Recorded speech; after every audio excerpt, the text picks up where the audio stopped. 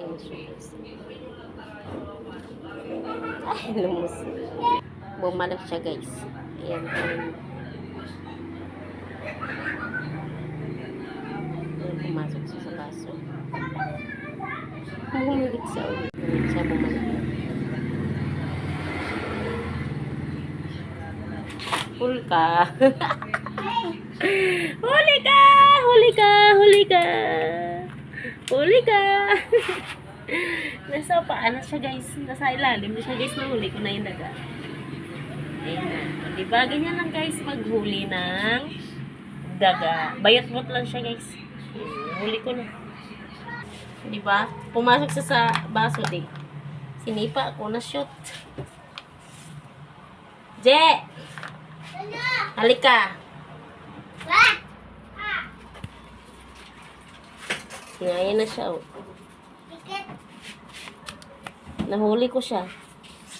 Pumasok siya sa baso. Di, nukot, sinipa ko yung baso. Isa sa loob. Wow! Wow! Lagay big lemon. Yeah? Alis mo na. Alis mo na. Ano daga? Daga. Ayan guys, yung nahuli ko kaninang bayot-bot. Yung bayot-bot kasi tawag nung guys. Yung maliit pa na daga. Ayan. Pero hindi mo talaga ito taring maliit. Ayan, nahuli ko si kanina kasi yung pinagkainan namin ng mais, yung binatog, ay pumasok siya dun sa baso. Kaya bigla kong sinipa yung baso, kaya napasok siya dun, kaya hinuli. Pero hindi ko naman siya guys. Nandito lang siya, nilagay ko siya.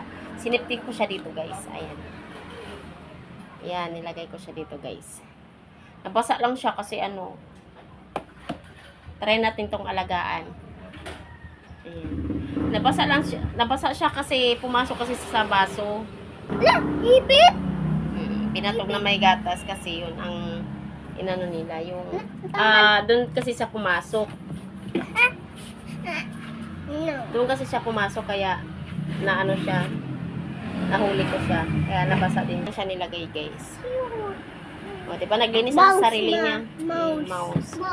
Naglinis siya sa sarili niya. Mata, laki! Tingnan nga natin kung tatawa pa. Alagaan nga natin to kung maamo ba sa atin pag lumaki siya. Ayan. Tulog tapos laki to. Mickey Mouse. Mouse.